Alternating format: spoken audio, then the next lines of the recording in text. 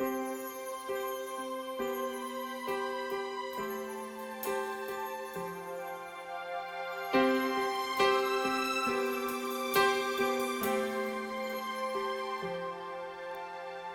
my life I've been looking for whatever lies beyond the next horizon,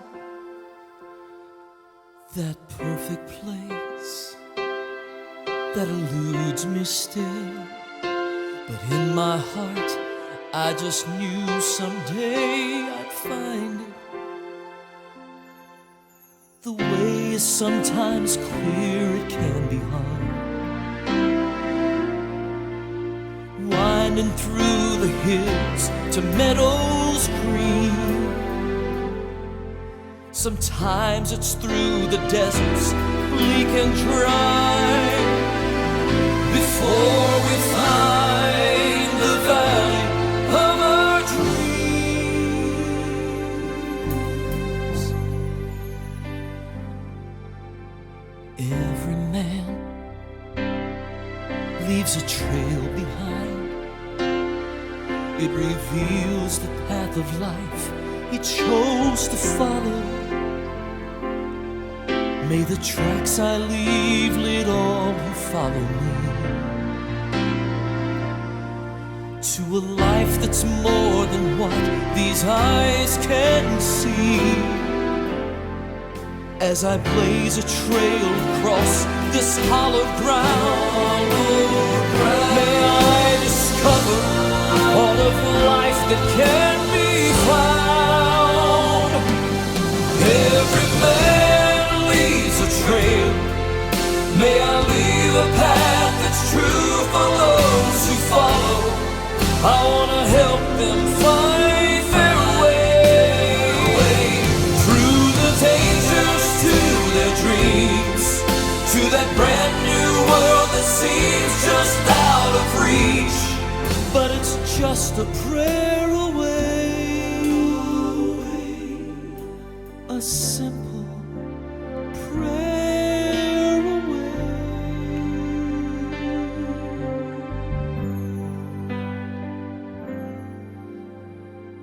All my life I've been looking for whatever lies beyond the next horizon. Now I've learned it's not in the perfect place I'll find, but it's the life I lead and the trails I leave behind. Heaven touch the lives of pilgrims who will find the trails I leave behind.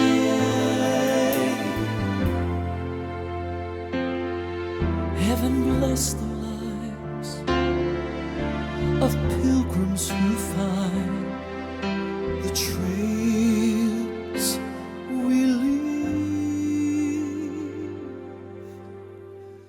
behind.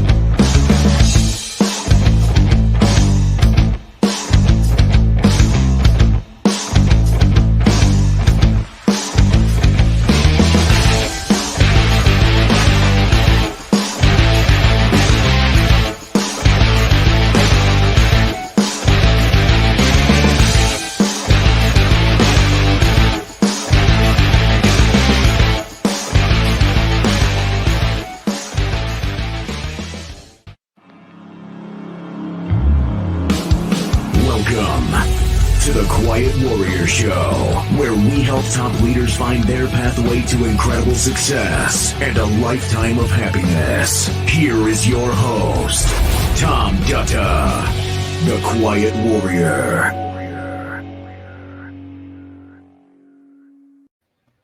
All right. Welcome, everybody, to the Quiet Warrior Show. My name is Tom Dutta. Well, today I'm the Quiet Warrior, and I'm a film producer.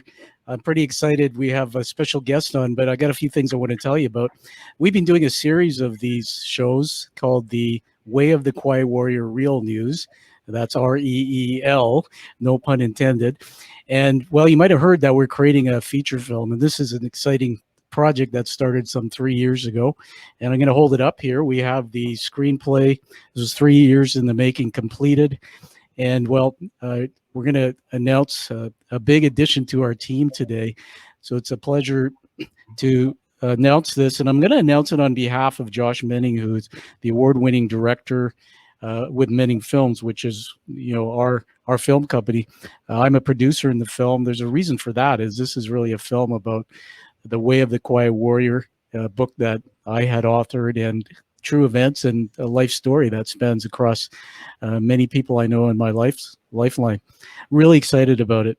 But, you know, to do something like this, it takes a lot of talent. And I always like to say as a CEO that you need to surround yourself with talented and people a lot smarter than yourself.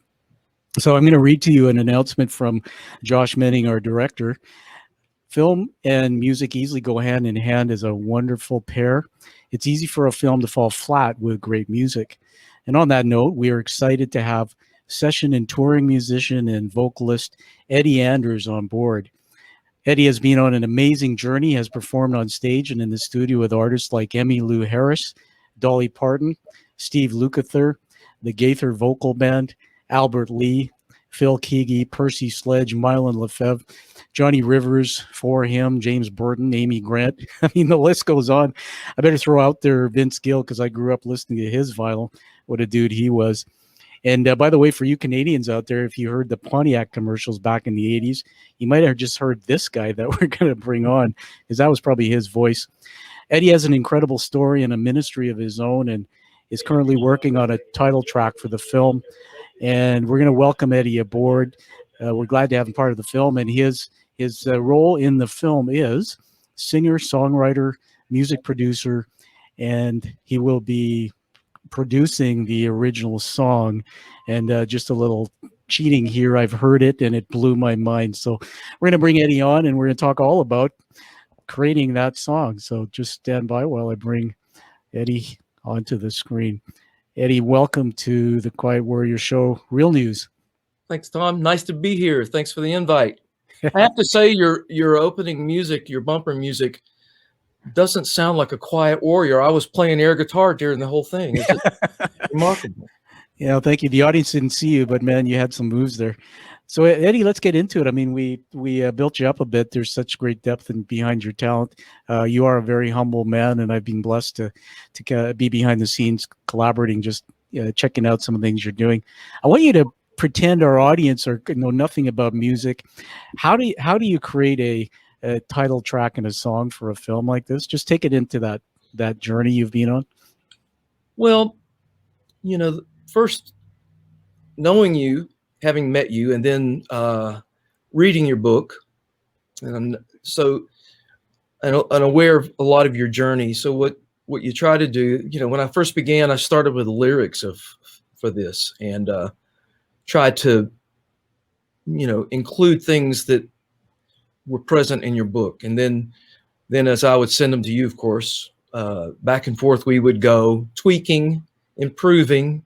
And then when I started putting music to it and trying to find that feeling of the ebb and flow of the highest of highs and the lowest of lows, and a bit of depression and a bit of overcoming and all this stuff that we needed to move through.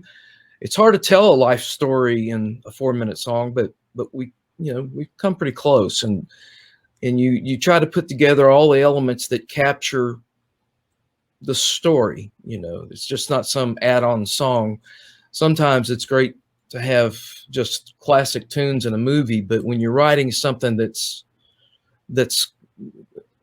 has the content that you want to communicate, it becomes special.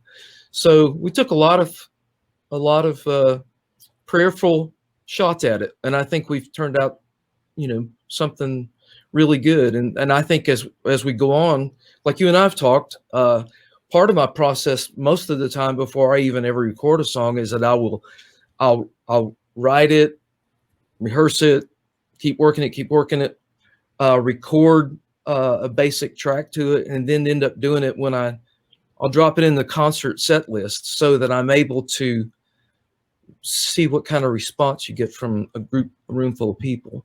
So that's about to happen in the next few days. So that's kind of the process. Yeah, that's pretty cool, man. I'm gonna build you up a little bit more, everybody. Eddie, we're gonna add a video, Eddie, to the final production of this, which has a long lineup of shots of some of the people you've worked with. And while your list goes on, I'm always admiring people who get into this industry. Tell us what drove you into this. Why did you become a singer-songwriter? Well, in high school, I fell in love. I loved being I was in nationally competitive high school band programs. We competed on a national level, won national championship in Bradenton, Florida for this high school I was involved in. And I played percussion during marching season, drummer. And then during concert season, I was French horn.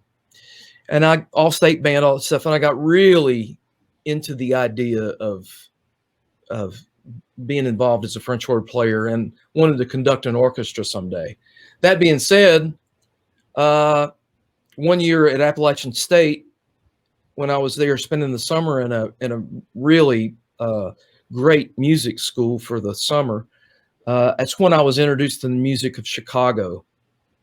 And all of a sudden, my emphasis changed, and I picked up a bass and started playing with these guys, and I just fell in love with that band. And they all know, we've become friends over the years, that they were the what propelled me into a music career. I decided right then that I was going to singer, songwriter, and be in a band. So that's what I wanted to do.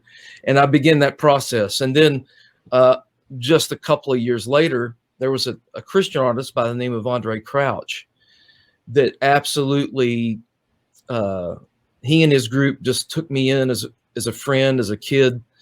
And I loved their music. It was the beginning of what is known as contemporary Christian music. So, and a crowd of 100,000 people in Dallas in 1972, Andre just walked out and completely captured the whole place. So I decided, that I was going to be a communicator and I was going to use music as a tool. So that's how it all came about. And ever since then, I've been incredibly blessed, because most people, they become a quartet singer, a Southern gospel, or a country guy, or a jazz guy, or a classical guy. I've been blessed with this eclectic combination of people that I've been able to be on the road with, or be in the studio with, or perform, here and there, have opportunities to perform with a lot of my heroes. And it stretches across every musical genre you can imagine. So it's been fun. Yeah, thanks, Eddie. I remember when we first met, and I should just let the audience know that Eddie and I each wrote our books, and we met down in Nashville, right? It was in a hotel room. Yep. I still tell the story, and it's like yesterday. Here I walk in this room, and there's a bunch of tables everywhere. It was a red carpet reveal for our books. We were interviewed, and this was in July 17. And I'm walking in there, and there's a table with a guy sitting at it, and he looks a little rock starish, and he dark suit, and I sat down, and it was Eddie. I didn't know really a lot about you, Eddie, and you gave me your book, and you gave me your CD, and when I heard you talk about your story, I was blown away. And then I came back, and I think we did a radio show where you came on my show and talked about your story. Everybody, you should go back and check that out on the Quiet Warrior show in the archives. That's a pretty epic interview Eddie did. Your book that you wrote was called Waking Up Dead, and there was another thing I learned about, which was this amazing place that was part of your life called the Heart and Soul Cafe. I started checking your out online Instagram. I started seeing these wicked pictures. A little teaser for our audience. We are going to be factoring into the screenplay a surprise that might just have a little bit of that history from Eddie's Heart and Soul Cafe. But Eddie, tell us about whatever you want about those the Heart and Soul Cafe, and then certainly your book. Well, years on the road, I love places like the Hard Rock Cafe. I've been to the original one in London and all over the place. All these. I love that. I love Cracker Barrel. I love so many great places, and somewhere along the way, the idea got planted in my head, and I had this vision for a family entertainment venue, which was a cross between something Disney would do, Hard Rock Cafe, and Cracker Barrel, with a stage in it. So we built a 10,000 square foot restaurant cafe with all the buzzers and whistles, and very eclectic, as far as the music we would present and the memorabilia on the wall. And I had people from all over the country, and some of it you see behind me here in my office. So it went quite well. In fact, all during the 90s, 3 years in a row, we were voted the best restaurant, overall restaurant in the Smoky Mountain region, and then won some specific awards like desserts or this or that. So, it was great. Sadly, it came to an end after 5 years because of a really, really ugly partnership struggle. And we won't get into that here. There's not time, but it's in the book. Yeah. The Waking Up Dead, everybody, is a book. I know I would hold it up, but I'll put it in the final show. And I'd like everybody to get it and read it, do a review. That's how we get Eddie's story known. His story is really a reason why I connected to him, because years later, there was a thread in my story that evolved. And I remember I needed a mentor. I needed somebody sort of to walk with me. And, I reached out, and I happened to say, oh, by the way, we have this film we're doing. And it was a match made in heaven. One of the things I was thinking about too, Eddie, is I don't know if the audience would know what, I don't know how to ask this, but what are the instruments you actually know how to play besides the French horn? Well, it's been principally, a lot of road gigs and studio sessions. I was a vocalist, a background vocalist, and would do a lot of the arranging and stuff. Next, principally now, people know me as a keyboard guy, and I do my strength is really the auxiliary stuff, the strings, the synth stuff, and all that. But I play piano a lot, and then bass guitar. And I've been surrounded by such amazing guitar players in my entire life. It's like I don't lay claim to that, but every now and then I'll pick one up, But I've worked with probably, there's no question, the best guitar players on earth I've had the opportunity to play with. So I don't aspire to that, because it's like that would be frustrating. Haven't been around all the guys I've played with. So, but it's mainly principally keyboards now and the vocal stuff. And I get in the studio, I'll play bass on stuff or whatever. So yeah, it's fun. Yeah.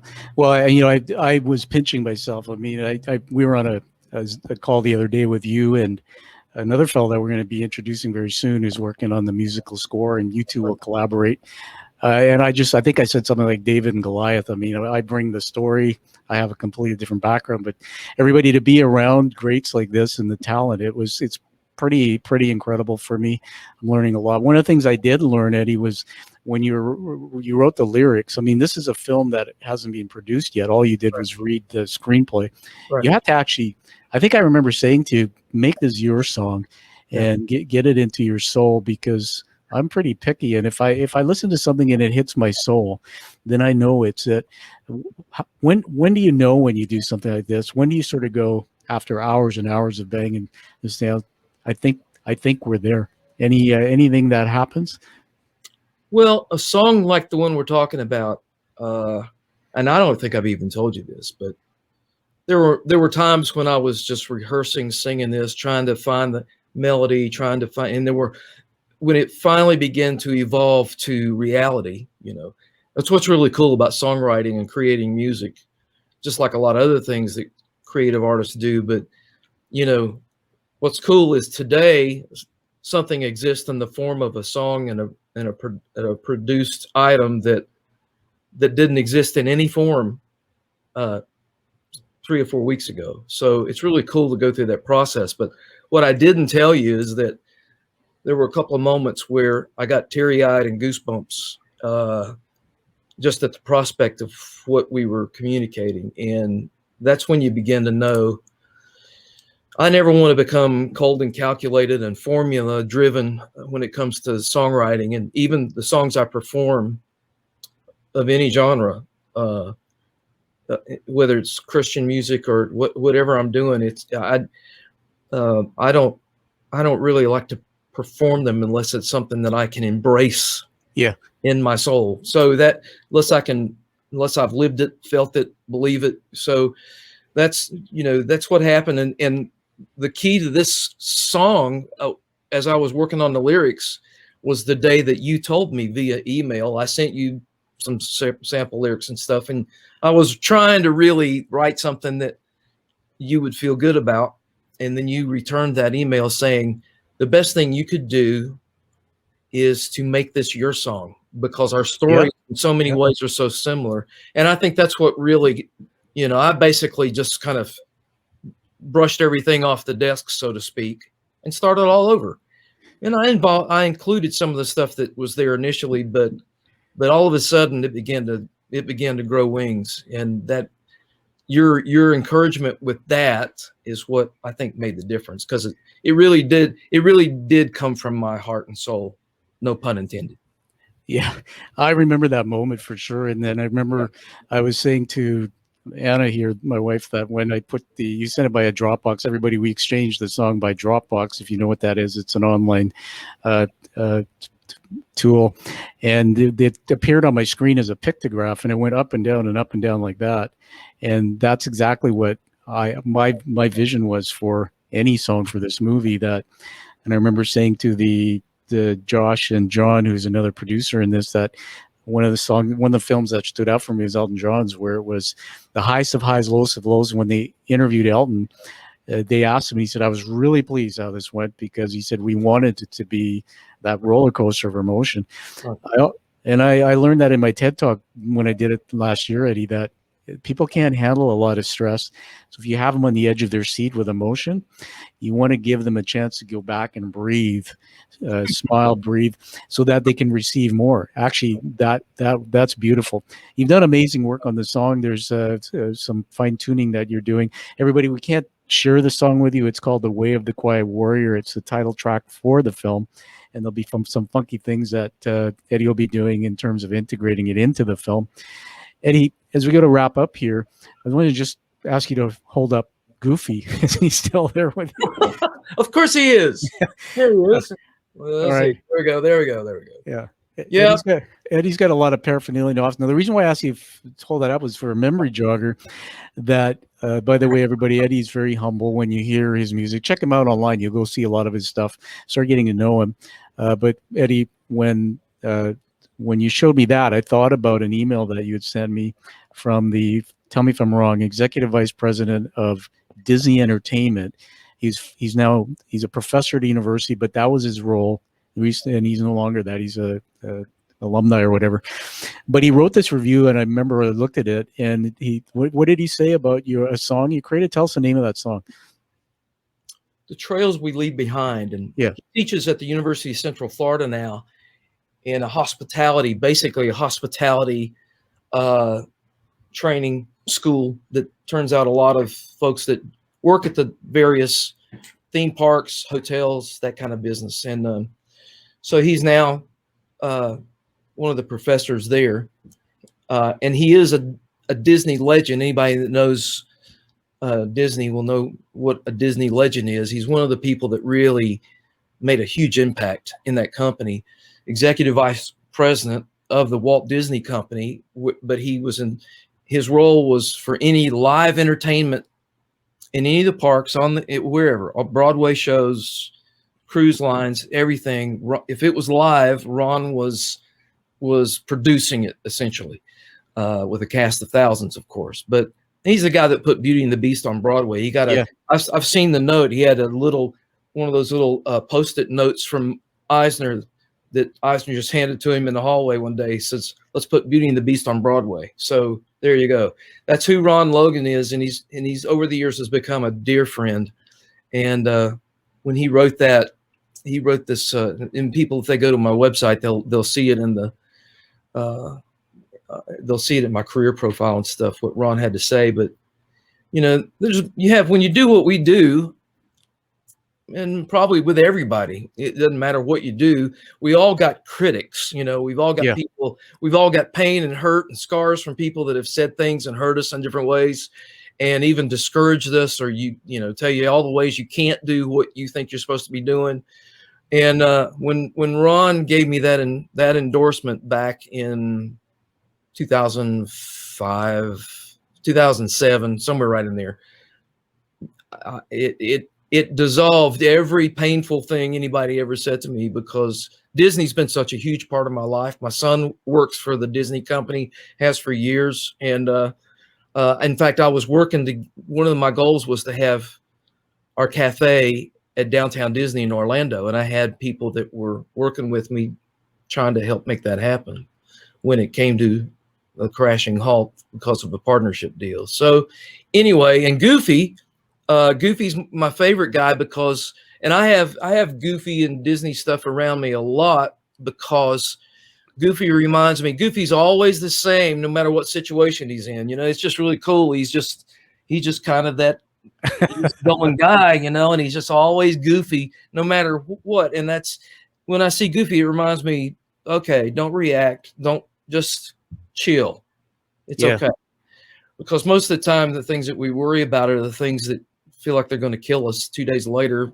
They're fine. So Goofy helps remind me of that stuff. That's awesome. I can see on the back wall there's something that says "Keep calm and carry on." It's exactly what you just taught us there. It's a teaching moment, everybody.